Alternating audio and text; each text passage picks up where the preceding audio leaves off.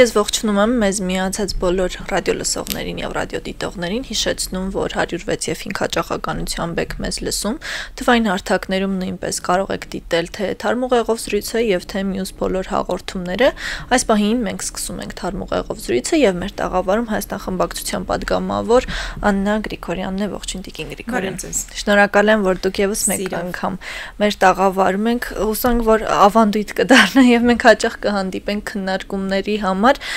կարծես թե այսօր ամսի 22-ին ենք մենք հաղորդումը տեսաձայնագրում կրկին ազգային ժողովում բավականին թեժեր բախումներ տեղի ունեցան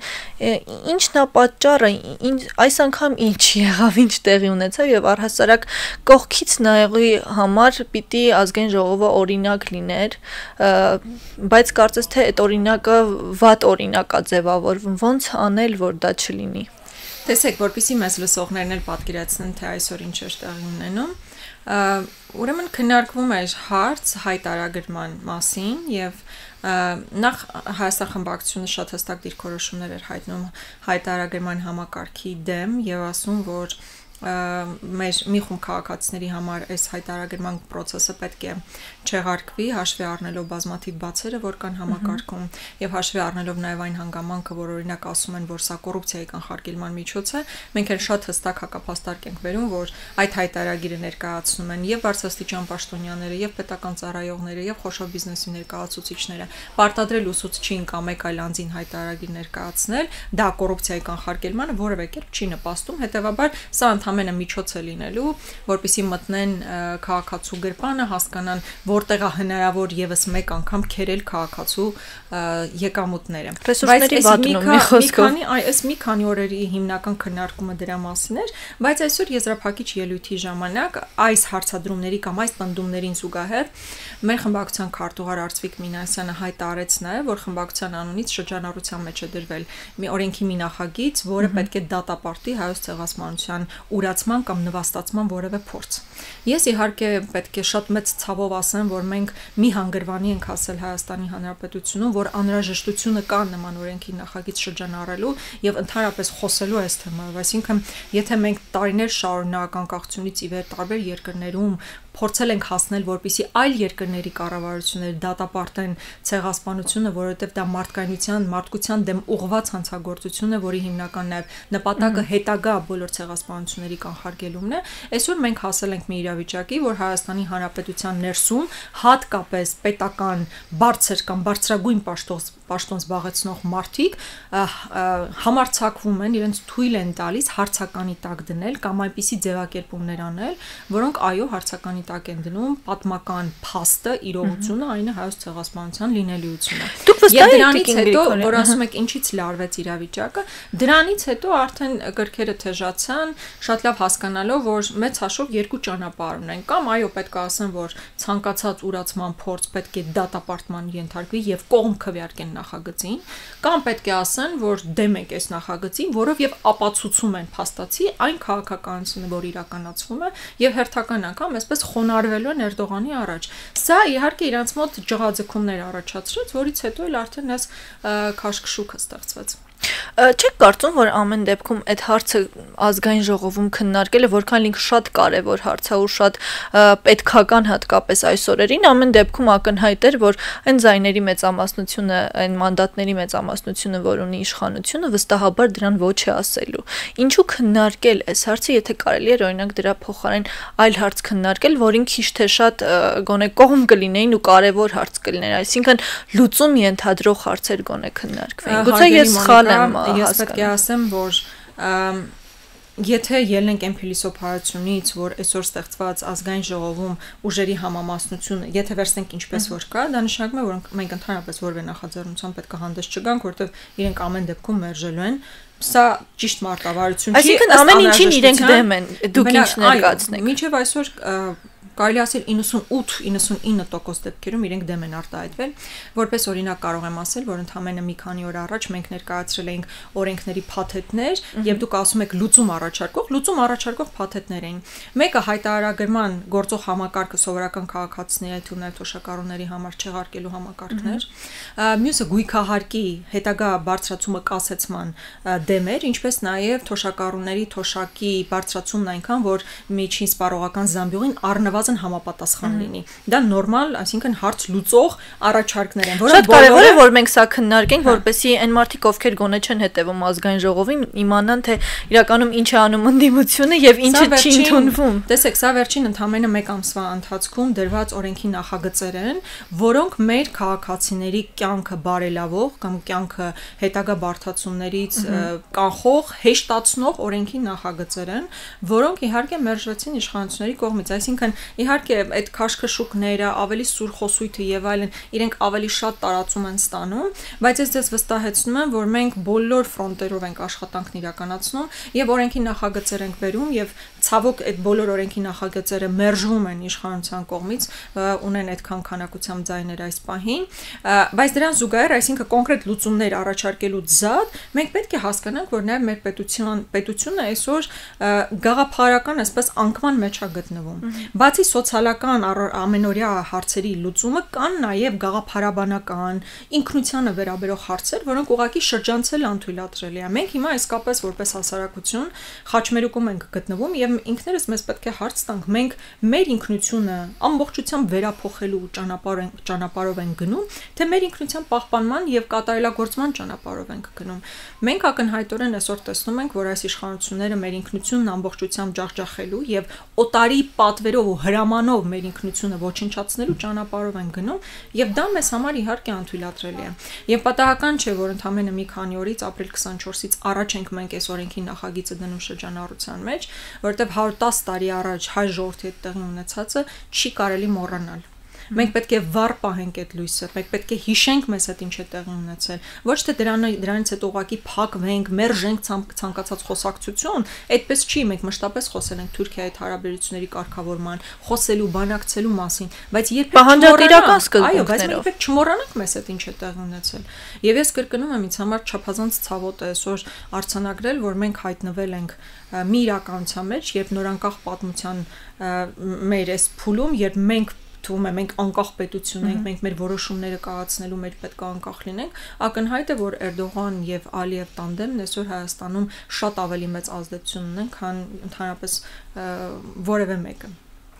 Դրա համար միակ լուծումը կարծես թե ընդդիմությունը առաջարկում է իշխանության հեռացումը, բայց մենք 1 տարի ժամանակ ունենք, այսինքն 1 տարի շարունակվելու է այս տրամաբանությամբ երկրի կառավարումը եւ այն ինչ որ տեղի է ունենում, արդյոք այդ ժամանակը մեզ եւս մեկ անգամ անկման չի տանում եւ մենք պարզապես գուցե 1 տարի հետո հնարավորություն էլ չունենանք այդ անկումից վերականգնվելու։ Ինչ անել լավ մինչեւ 26 թվական չգիտենք իրականում թե ինչ տեղի կունենա 26-ին, բայց գոնե այդ վերջին սպասումը այդ թվականին է, ինչ անել։ Ճիշտ եք ասում, արդարացիորեն ճիշտ նշում եք, որ յուրաքանչյուր տարի շատ ավելի մեծ աղետներ են մեզ բերել եւ որքան գնում է իրենց կառավարումը, այնքան շատ ավելի մեծ հարվածներ ենք ստանում որպես պետություն, որպես ժողովուրդ, ինքնության տեսակետից, ընդհանրապես հետագային վերականգնվելու տրամաբանությունից։ Տեսեք, մենք երբենք էլ ձեռքներս ծալած չենք նստել եւ փողոցային պայքար ենք նախաձեռնել եւ ազգային ժողովում ենք փորձել այնպիսի իրավիճակներ ստեղծել եւ մեր ելույթներով եւ մեր հարցադրումներով, որ բազմաթիվ մարդիկ լսեն ու հասկանան, թե ինչ է տեղի ունենում։ Այսինքն այս տարիների ընթացքում հնարավորինս արել ենք, կարող ենք ավելի շատ անել, այո, կարող ենք, մշտապես ավելի շատ անելու հնարավորություն կա, մշտապես, բայց ես կարծում եմ անկեղծ չեն այն քննադատությունները մեր նկատմամբ, որ մենք ոչինչ չենք արել, չէ, իսկապես արել ենք եւ փողոցում ակտիվ պայքար ենք մղել, մեր գործընկերներից շատերը նաեւ ծեծի են ենթարկվել հրապարակայնորեն այդ բոլոր կադրերը կան եւ ազգային ժողովում ամենասուր հարցադրումներն էլ ենք ունեցել։ Այդ ամեն ինչը արվել է արդյոք մենք նստած սպասում ենք թե 26 թվականը երբ է գալու ինչ որ բան անելու, չէ, մենք ցանկացած իրավիճակ, ցանկացած հնարավորություն օգտագործելու ենք եւ արել ենք այս իշխանություններից ազատվելու համար։ Մինչև այս խոսույթը, բայց բնականաբար մեր ջանքերը շարունակական են լինելու ցանկացած իրավիճակում, ցանկացած հնարավորության դեպքում ազատվելու այս իշխանությունը։ Իսկ ինչու է տարածվել այն խոսույթը, որ այս ընդդիմությունը շատ հարմար է այս իշխանությանը։ Ես կուզեմ այդ թեզի մասին մենք մի քիչ զրուցենք, որովհետև եթե իրականում գործ արվել է ու մենք մշտապես տեսել ենք ընդդիմությանը փողոցներում տարբեր պայքարների մեջ, ինչու է ընկալումը այդպիսին հանրության կողմից։ Դա չեմ կարծում, որ դա ժողովրդի ընկալումն է, դա այս իշխանությունների կողմից նաև գեներացվող թեզ է, որը վերցնում են տարբեր քաղաքական ուժեր, ովքեր կցանկանային, այսինքն ովքեր ուզում են քաղաքական հայտ ներկայացնել եւ այդ քաղաքական հայտի տրամաբանությամբ պետք է հարվածեն այս բան խորհրդարանական ընդդիմությանը։ Ես սա հասկանում եմ, նորմալ քաղաքական գործընթաց է, ըմբռնումով եմ մոտենում։ Բայց լավ, ոնց ենք մենք իրենց հարմար։ Նախ գանք նրանից, որ այս իշխանությունը ամենահարմար իշխանությունն է Ադրբեջանի համար։ Ադրբեջանի բոլոր խոսույթների տակ պարկած իշխանությունը ինչ որ մեկին ասում է, որ այս ընդդիմությունը կամ որևէ մեկը իրան հարմար է, բայց լավ ինչու են հարմար։ Խմբակցությունների անդամների նկատմամբ հետապնդումներ։ Երբ մենք եկանք ազգային ժողով, մեր չնայած այն հանգամանքին, որ մեր գործընկերներն արդեն падգամավորական մանդատ ունեին, առնվազն 6 ամիս գտնվել են քրեակատարողական հիմնարկում։ Նման բան չէր կարող լինել, որտեղ անձեռնմխելի էին իրենք։ Եվ միայն Սահմանադրական դատարանի որոշումից հետո վերջիներս դուրս եկան։ Բազմաթիվ մեր գործընկերների նկատմամբ այս բան քրեական գործեր կան։ Մեր դաշինքի առաջնորդի նկատմամբ տեսնում եք ամեն շաբաթ ինչպիսի խայտառակ այդ դատավարությունն է տեղի ունենում։ Մեր բոլորիս անձնական կյանքը խաթարված ամբողջությամբ իհարկե նպատակահարմար չի մեզանից յուրաքանչյուրի համար գալ նստել ու մեր խնդիրներից խոսել, թե մեր ընտանիքի անդամները ինչպես են տուժում միայն այն հանգամանքով պայմանավորված, որ մենք քաղաքական գործունեություն ենք ծավալում։ Այդ մեզ են փողոցում ծեծի ենթարկում, չնայած նրան, որ մենք ազգային ժողովի падգամավոր։ Այսինքն ինչով ենք հարմար։ Չէ, այս մարդիկ ուղղակի ուզում են, որպեսզի այս ազգային կոդը գրող մարդիկ այլևս խորհրդարանում չլինեն, նրանց փոխարեն գան մարդիկ, ովքեր ուղղակի այս պահին էլ իրանց հետ օրինակ Երևանում կոալիցիայի անդամ են, կծափահարեն իրենց ցանկացած գործողության համար կամ որևէ կտրուկ քայլի չեն գնա։ Այսինքն դա իշխանության խոսույթն է, որը տիրաժավորվում է նաև այլ քաղաքական ուժերի կողմից, ովքեր հավակնություններ ունեն նաև խորհրդարանական ընտրություններում ինչ որ տեղ զբաղեցնել։ Գուցե խնդիրը այն է, որ ընդդիմությունը նախկինում ոչ թե այսօրվա ընդդիմությունը, որը ինչ որ փոփոխությունների ենթարկվելով է ձևավորվել, այլ այն ընդդիմությունը, որը ասում են հասցրել է այս իրավիճակին, այդ բալանսը չի կարգավորվում, այսինքն համեմատությունը միշտ անցկացվում է, մենք էլ մշտապես հետևելով ազգային ժողովին, քննարկումը միշտ է դուք այսպես արեցիք, բա դուք ինչպես էիք անում, բա պարտքը այսքան էր կազմում, ձեր ժամանակը այսքան էր կազմում, այդ քննարկումն է գուցե որ թույլ չի տալիս, որ ամեն դեպքում համեմատականը այդ մակարդակով չտեսնել։ Տեսեք, նախ իրականում այդ խոսույթը ես էլ եմ ընդունում, որ շատերն արդեն հոգնել են այդ խոսույթից, մյուս կողմից էլ ով էլ լինի իշխանություն եւ հետո, այսինքն եթե հարաբերակցությունը փոխվի, միևնույնն է դա շարունակվելու աշխարհի բոլոր երկրներում էլ, տեսեք օրինակ բանում Միացյալ Նահանգներում հիմնական երկու ուժերի փոփոխության դեպքում բնականաբար այդ խոսույթը կա, ձեր ժամանակ էսպես էր, հիմա էսպես է, այլ բան է, որ Հայաստանի դեպքում ավելի փոքր է երկիրը եւ մարդիկ, բայց նաեւ իշխանության կողմից այդ գեներացվող այդ գրեհկաբանությունը, այդ չափազանց բան է, այսպես մուտացիայի ենթարկված խոսույթը, որ իր մեջ նաեւ ատելության քարոզ է պարունակում, ոչ միայն հիմա, այլ նաև տարիներ շարունակ որ գեներացված է, այո, դա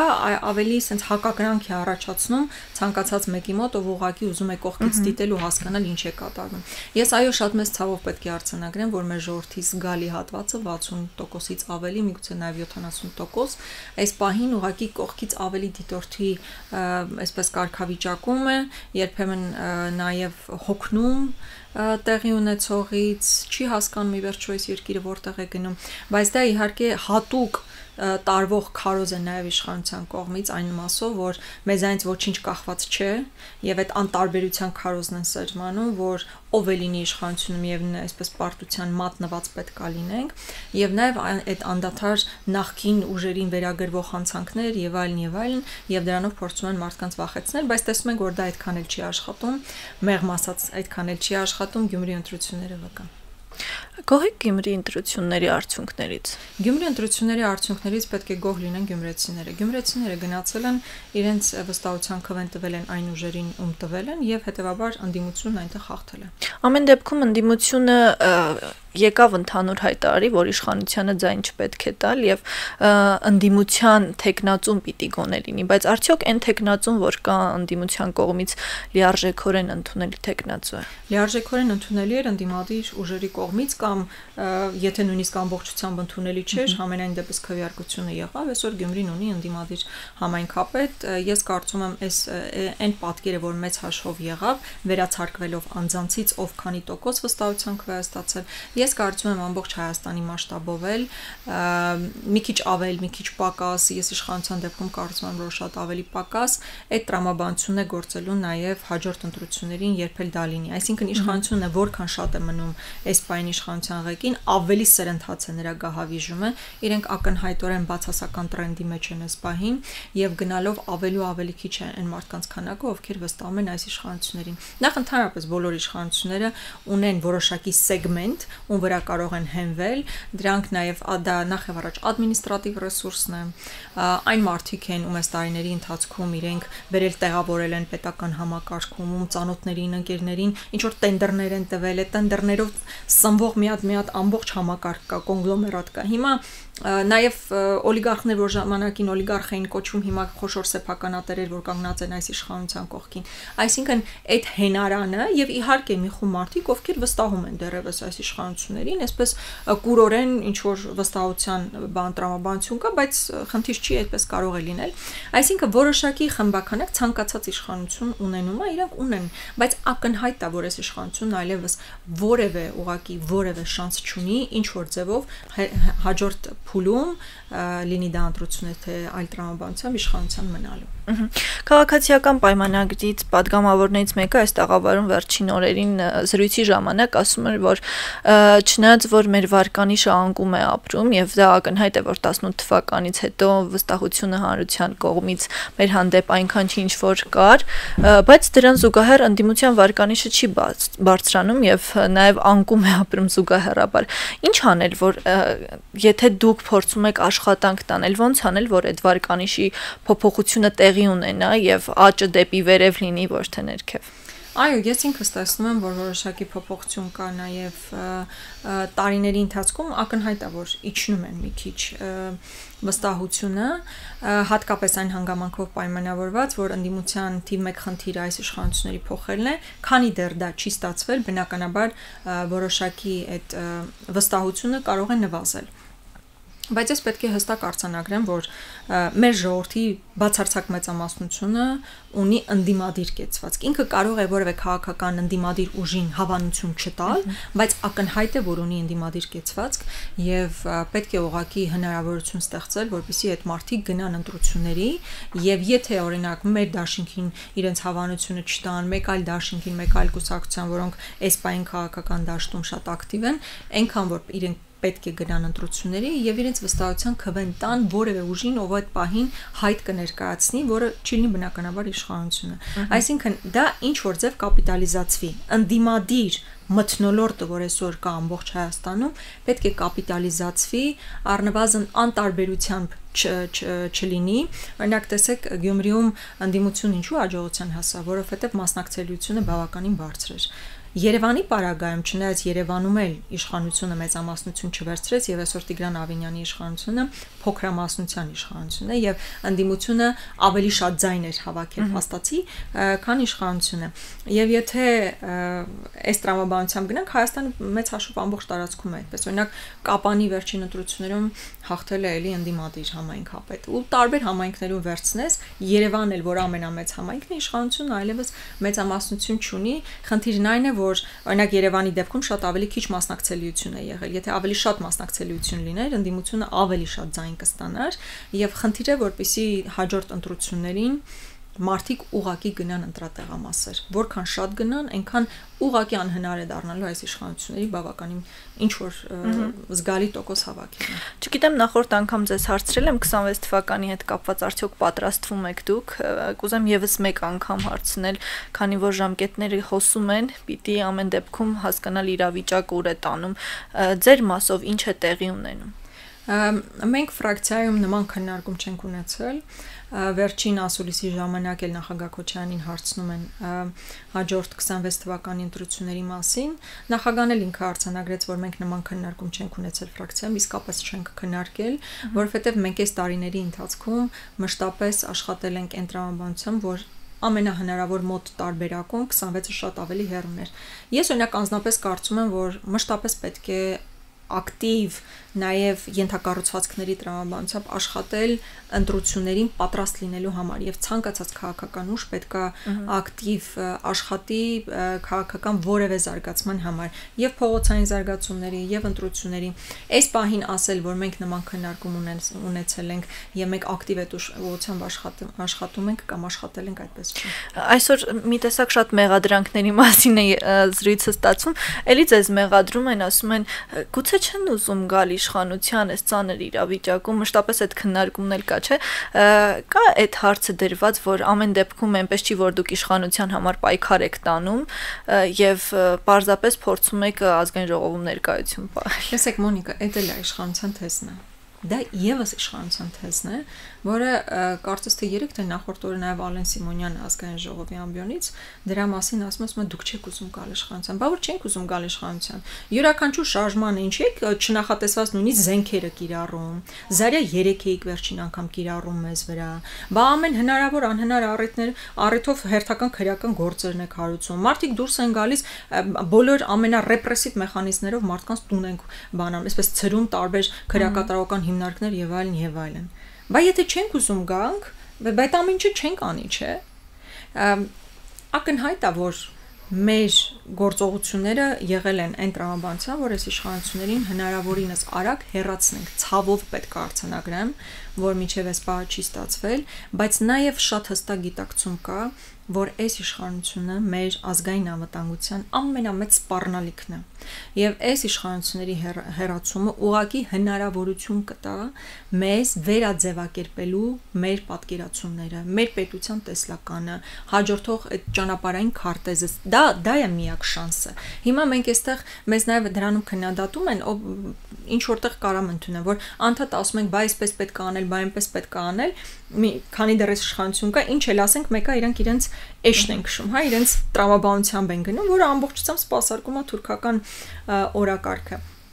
Բայց մենք այդ թեզը, ես ուզում եմ մեզ լսող մարդիկ էլ իմանան, որ այդ թեզը որևէ կերպ իրականությանը չի համապատասխանում։ Մենք մազոխիստ չենք, ամեն անգամ գնանք փորձենք այս իշխանություններին հեռացնել, այդ ընթացքում մեր ընկերները ամիսներով, տարիներով շարունակ գտնվում են բանտերում։ Այդ ընթացքում բազմաթիվ մարդիկ վնասվածքներ են ստանում։ Մենք ծեծի ենք ենթարկում, որ ինչ անենք, որ իմիտացիա ստեղծենք, որ գալու ենք իշխանության։ Չի, իհարկե, բնականաբար մեր մոտիվն այն է, որ այս իշխանություններին պետք է հեռացնել, ձևավորել ազգային, մեր պետությունը ամեն ինչից վեր դասող իշխանություն, տեխնոկրատների, ովքեր լուծումներ կառաջարկեն, ովքեր իրական խաղաղություն կբերեն եւ ոչ թե այն կզած, սողացող պատերազմը, որը իսկապես բերում են, բայց ուղղակի վրան գրում են խաղաղություն բառը, որպեսզի այն ավելի գրավիչ լինի։ Սա է մեր ընդհանուր տեսլականը։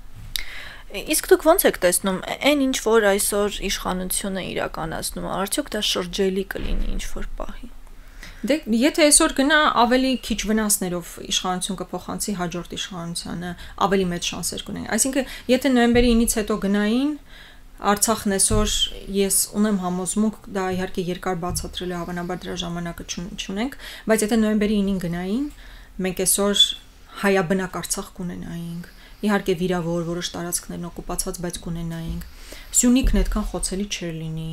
Սյունիքի այս դրվագը եթե թույլ տաք, չգիտեմ ինչքան ժամանակ ունենք, ուզում եմ սրա մասին։ Մենք ունենք, դուք հանգիստ կարող եք ասել։ Այս մասին ես ուզում եմ խոսել։ Վերջին հարց ու պատասխանի ժամանակ ես թվարկում եմ այս իշխանությունների կողմից իրականացված զիջումները 20 թվականից հետո եւ խնդրում եմ, որ մի զիջում ասեն, թե ինչ է իրականացրել Ադրբեջանը, գոնե մեկ զիջում։ Եվ զիջումների առաջին տողս ասում են, որ դու 20 թվականի նոյեմբերի 9-ից հետո առանձին փաստաթուղթ եք ստորագրել եւ որով մեր զորքերը 20 կիլոմետր հետ են եկել Սյունիքի մատույցներ եւ այդ ընթացքում ուղղակի անպատրաստ է եղել հայկական զորքը, այսինքն առաջնագիծը չկար եւ փաստացի դա պետական դավաճանությանը համարժեք գործողություններ են, որի համար մենք իսկապես դատախազություն ենք դիմել նաեւ 21 թվականին, բայց հաշվի առնելով թե ովքեր են դատախազները, այդ գործընթացը առաջ չի գնացել։ Բայց ես սա ինչի համար էի ասում, երբ հարցում եմ, ասում եմ դուք սա արել եք, այս զիջումն արել եք, Նիկոլ Փաշինյանն ինձ պատասխանում է, բա մենք դա չենք զիջել, դա այդ գործողությունն արել ենք, բայց դրանից հետո մենք ավելի անվտանգ ենք դարձրել Սյունիքը եւ Սյունիքի սահմանները։ Դրանից հետո հաշվի առնելով, որ ուղղակի անպաշտպան սահմանների հետ ենք քաշվել, ադրբեջանցիները քայլելով եկել, տարածքներ են վերցրել, օկուպացրել են, այն որ ասում էի ձյունածածկ բանգագատները մեր ինչին են պետք եւ այլն, ադրբեջանցիները բայց հրամանից հետո են քայլելով եկել, նաեւ ձյունածածկ գագաթներ են վերցրել, արոտավայրեր են վերցրել, այսինքն ինքը պատկերացրել է, որ դրանով խնդիր չի լուծում, ինքը նույնիսկ աշխարհագրորեն չի հասկացել այդ տարածքները, որ հանձնում է, այդ որ հատվածում են հանձնում, ինքը չի իմացել, որ ներքին հանդնել է այդ հատվածում եղել, որը հիմա օկուպացված է, ինքը չի պատկերացել, որ Սևլիչն է այդ ուղությամբ եղել, հասկանում եք, ինքը այդ ամեն ինչը չի պատկերացրել եւ տարածքները ուղղակի հանձնել, որոնք հետագայում դարձել են ուղղակի մեզ համար ստրատեգիական նշանակության թիրախավորել են մեզ։ Բնականաբար, բա ասում եմ դրանից հետո է որ Կապանի օդանավականը նորմալ սկսել է աշխատել, հարգելի Մոնիկա, միջև իր իշխանության գալ եմ Կապանի օդանավականը պատրաստ է եղել գործարկման համար։ Ինքը ինչ արել այդ փաստաթղթով որ տարածքները հանձնել է, դրա հետևանքով ադրբեջանցիներն եկել են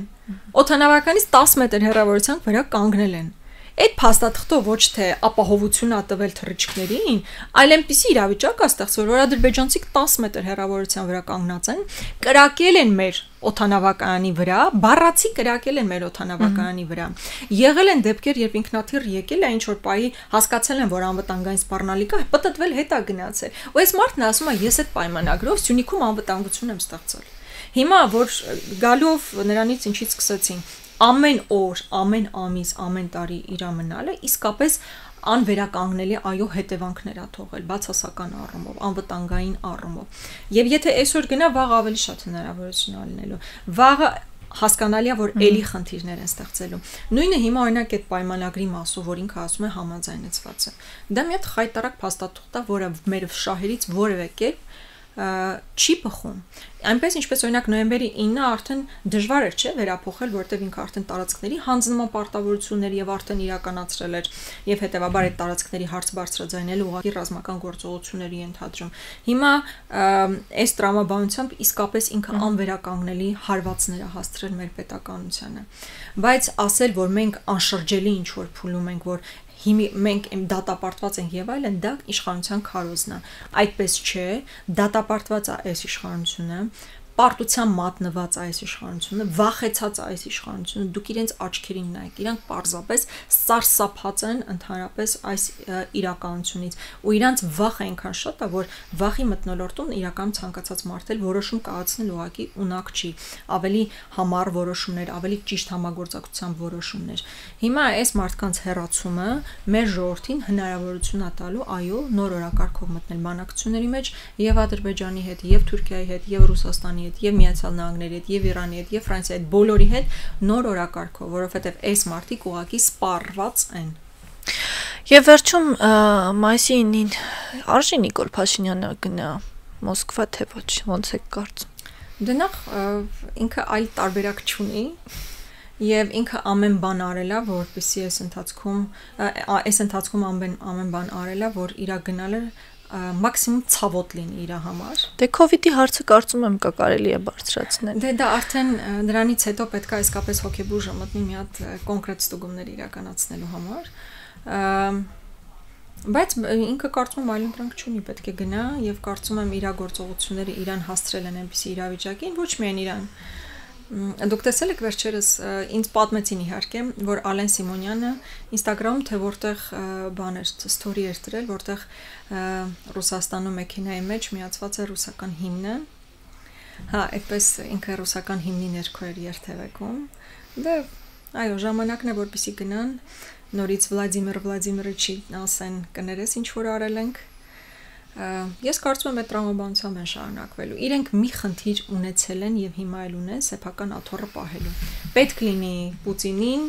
կհաջողանան, պետք լինի Էրդողանին կհաջողանան, այդ հաջողանալ բառը ես չափազանց մեղմ եմ ասում, այլ բառեր չօգտագործելու, հատկապես երբ ասում եմ հաջողանալ, բոլորս պատկերացնում ենք Նիկոլ Փաշինյանական համապատասխան եզրույթը կոշիկի հետ կապված։ Հա, բայց ինքը դա անելու է, ինքը ամեն բան անելու է, որպեսզի սեփական աթոռը հնարավորինս երկար պահի, ինքը շատ լավ գիտակցում է, թե ինչ է արել մեզ բոլորիս հետ, մեր պետության հետ, մեր Արցախի հետ։ Իրա ճակատին դա գրված է, դա դաջված է։ Իր ճակատին Արցախի կորուստը դաջված է եւ ինքը եթե հույս ունի որ կարա պատմության մեջ մտնի իբրև մարդ ով օրինակ խաղաղության պայմանագիր է կնքել Հայաստանի համար ինքը իր